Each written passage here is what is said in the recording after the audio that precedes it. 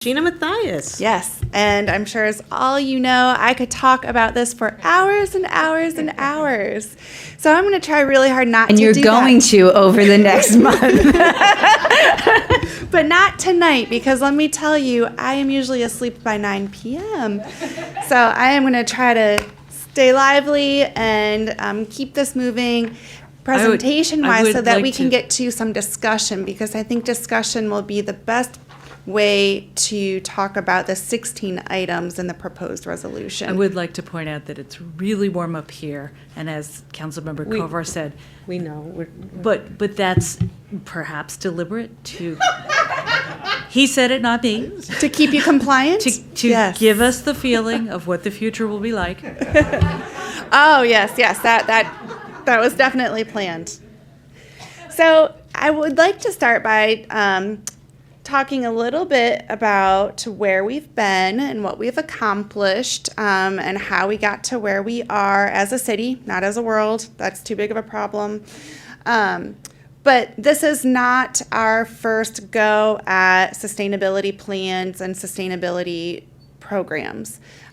We had our first goal, which was to reduce emissions citywide 80% of 1990 levels, and I'll say it is nearly impossible to gauge how close we got to meeting that goal, because the greenhouse gas accounting methodologies that were utilized in the year 2000 when that goal was established have changed so radically, and the availability of data has changed so radically that it's really hard to backcast using our current methodology to see where we are.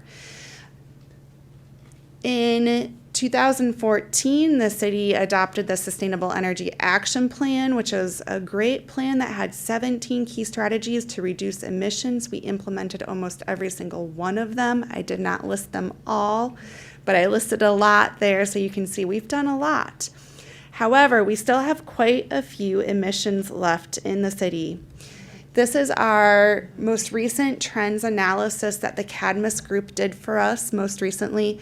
You saw this presentation from them in November, so I don't need to go into too much detail other than to refresh your memories that our emissions haven't decreased in a significant manner, and we need to take drastic action. And this is despite all of the programs that we've already done. This is despite how we did our neighborhood energy challenge, how many people have already had home energy audits, how many people have already switched to renewable energy, and all of that good work.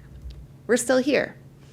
And what that tells me is that voluntary programs are wonderful at getting people engaged, but they're not good enough to meet the council's goals and to meet the county's goals and the goals we need to meet as a society. In March last year, you declared the climate emergency, and to refresh our memories on what the climate emergency declaration included, that was to identify the most aggressive actions the city's authority and resources will allow.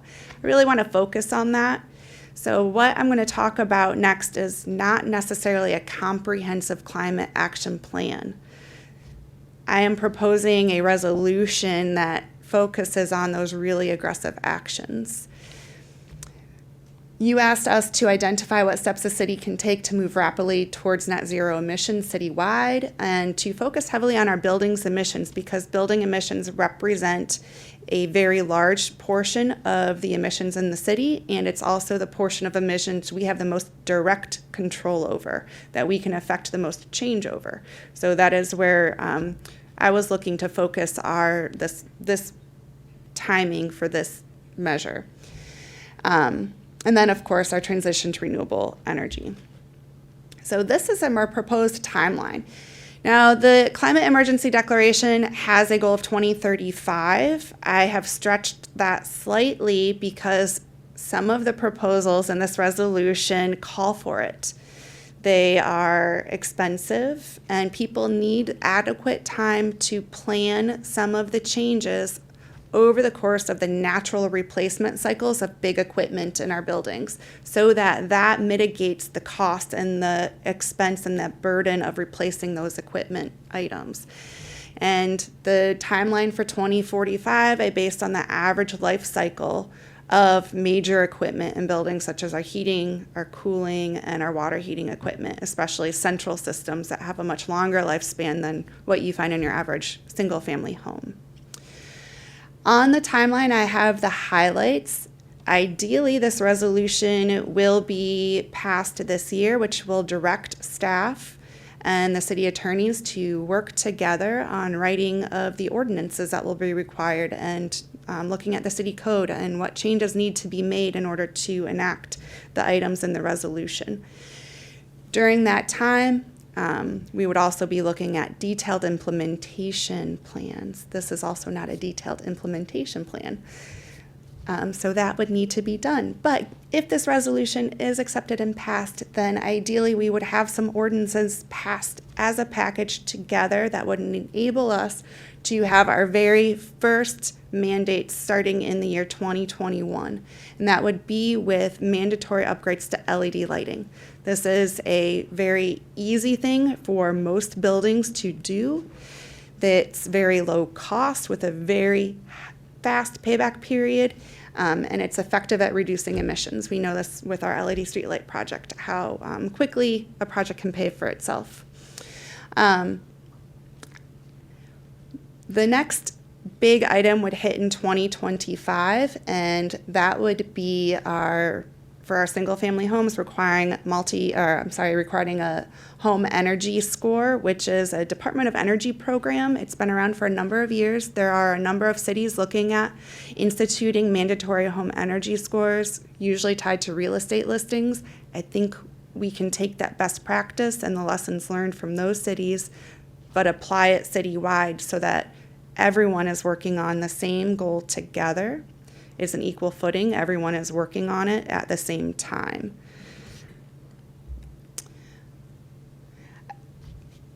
There's a lot more to unpack here on the timeline. I can spend some more time on this if you want, or if you want me to move on. What would you like? I think you should go through a little bit of the more? out-year things. Yes, please. Okay. So the way to implement the minimum energy standards for homes and businesses to start first with understanding where we are, which is why we start with asking for a home energy score, asking for buildings to benchmark. Again, with the benchmarking, we have great best practices from our own county, Montgomery County, and numerous cities around the country that are already using benchmarking programs. What makes this one stand out a little bit is that we would be scaling down to a smaller footprint than what other benchmarking laws typically do, because we have smaller buildings. And so if we want our buildings to participate, we need to scale it appropriately, but we would be using the same systems.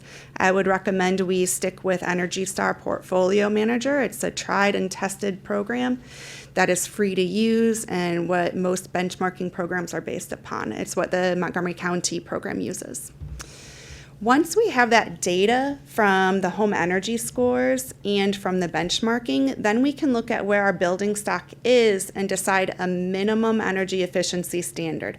So this would be not making everybody do wild retrofits. This would be looking at the very bottom tier, the very bottom performers that have the leakiest, most inefficient buildings, and asking them to come up to a minimum level.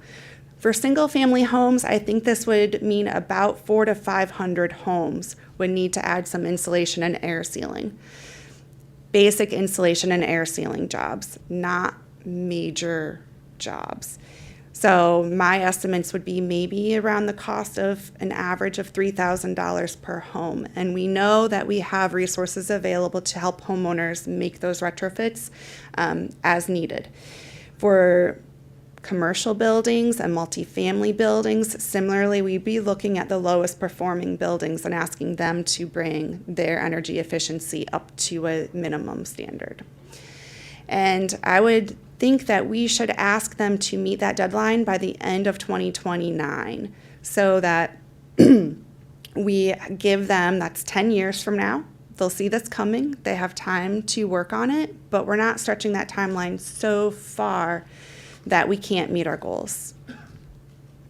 During this time, we also would need to be working on voluntary electrification initiatives. I am proposing that we eliminate the sale of fossil fuels in the city. It is a different tactic than some other cities are taking. Other cities are looking at eliminating fossil fuels through new building codes. That doesn't really help Takoma Park to look at new building codes. We have so very little new building going on here. I think we can take a new approach and do it over this timeline. In the next 10 years, if this resolution passes, we know it's coming. We can help people plan to replace their equipment over the natural life cycle of the equipment. For example, I know my water heater's 13 years old. I need to replace it. And I know if Montgomery County, where I live in Silver Spring, I knew if the county had passed this resolution and I saw this coming, I could plan ahead and say, well, I know that when I replace it, it's going to have to be electric. I can't do another gas water heater. We can do voluntary incentive programs for 10 years. A lot of public education and contractor education and contractor engagement to make sure that these appliances are well understood by the people who serve the city and that they're installed properly. And then in 2030, I am proposing that's when we mandate that new equipment replacements are no longer fossil fuel based. And that would be for everyone in the city, including the city.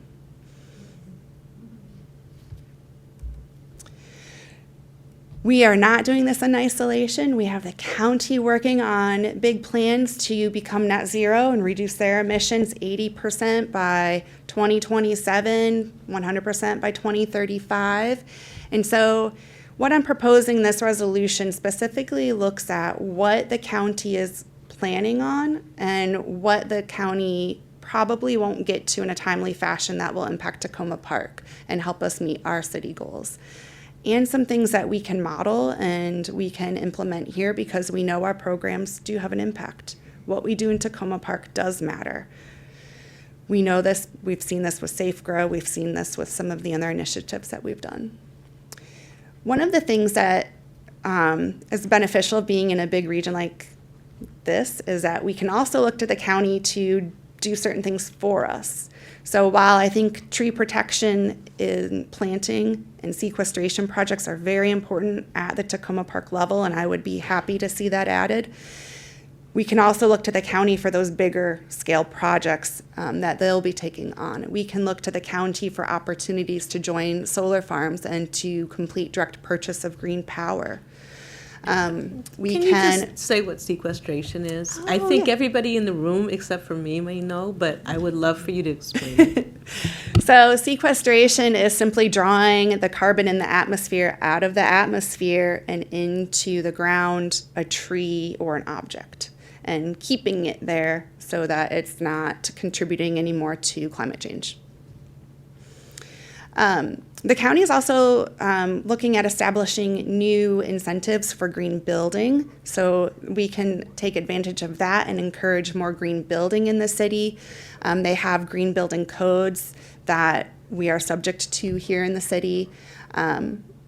Hopefully community choice energy passes at the state level and that the county will do it and we don't have to do anything other than say we're participating, thank you, finally.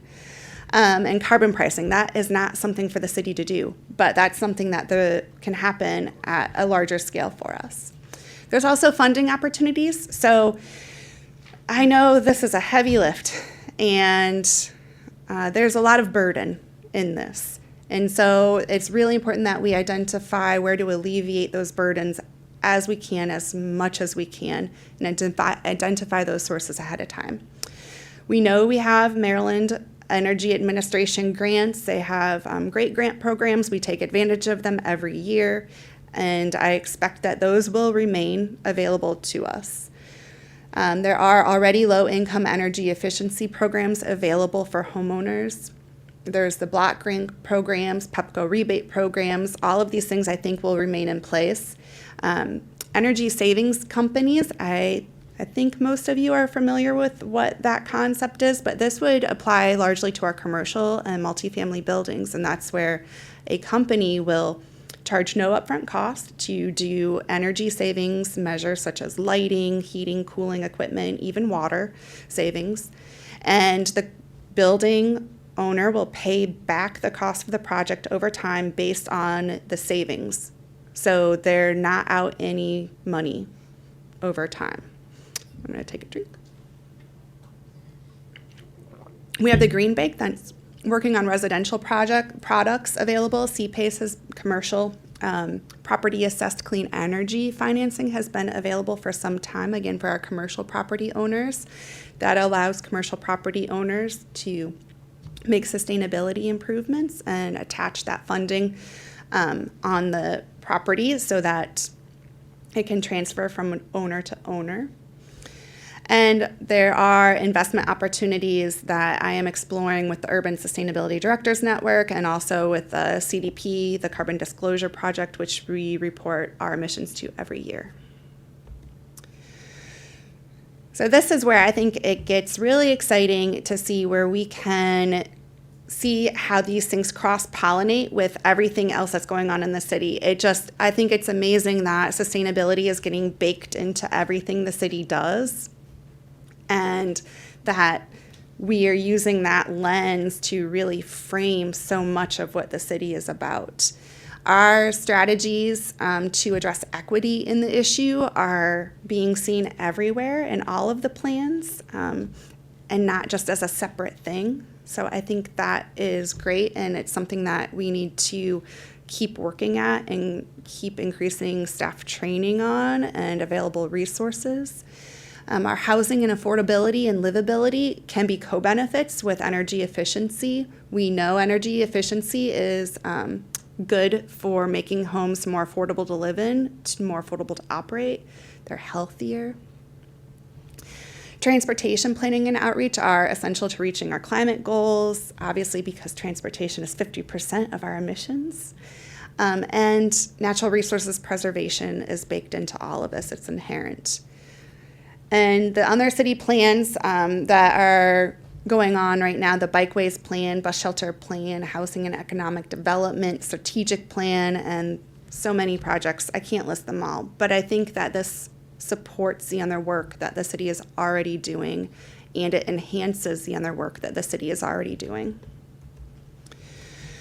So the budget, this is the hard part. It's expensive, and also I think it doesn't have to be as painful if we pass a strong resolution now and give people the time they need to plan. And by people, I mean myself, you, residents, and business owners. We need the time. That's why it's important we do this as a package so that we're able to look at everything holistically and know where those costs are going to come, when they're going to come, and we can plan for them in our budgets, in looking for grants, and all of those things.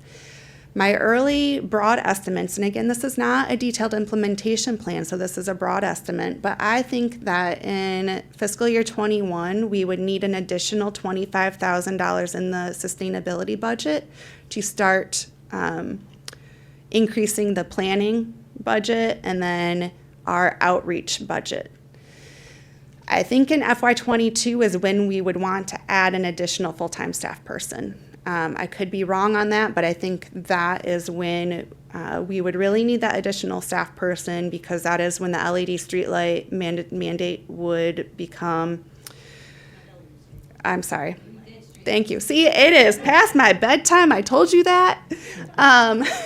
Our LED lights for buildings and our home energy score and benchmarking would all start to happen, and so that's when we would need the additional staff capacity. And I would like to make a few notes on the budget implications, is that for single-family homeowners, we're not talking about money all at once. within the next 4 to 5 years, it would be about $150 to $200 a home to get that home energy score with a comprehensive home energy audit. And we have resources in the existing sustainability budget to assist low-income homeowners with that cost. Commercial energy standards would also only affect the lowest performing buildings. Yes, and I've already talked about how we need to do this over the course of the natural replacement cycle of equipment, so that we're not saying, hey, you have to replace your water heater, your furnace, your air conditioner, and your stove all at once next year. We're giving people 20 years to plan this out. I'm sure there are a few notes I missed, so I'm just going to look here for a second to make sure I haven't missed something very important. I think I've hit the major points that I wanted to hit before we open it up to just discussing those 16 specific items, and I can start taking notes on everything because I know that you will have lots of questions and comments. I would like to just jump in for a moment. One thing that wasn't quite called out here, although it's in the packet, is the fact that the resolution is that framework, is kind of a big picture. The individual, 16 items or whatever, each needs to be thought through, costed out, language would be needed to, you need to have discussions about them. Some of the things kind of go together, so there might be several at once that get grouped. In each of those things, it requires education, community input, discussions, where the differential impacts are, where the complementary efforts. And so that wasn't really in this PowerPoint, but I just wanted to reiterate for those who may be watching that this sets the overall agenda, and I think the helpful part about that is that if you just are acting on 16 different things, you'll get pushback on every one, not realizing how it's needed together to meet a goal.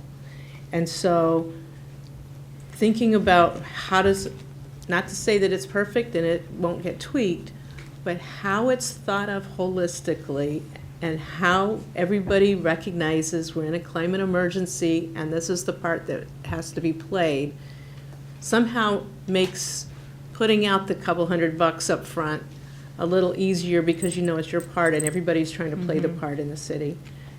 And I think it has to come with an agreement and a commitment by the city to where the money isn't available for somebody that we find those funds. And so it's a huge lift, but it's also a really serious topic.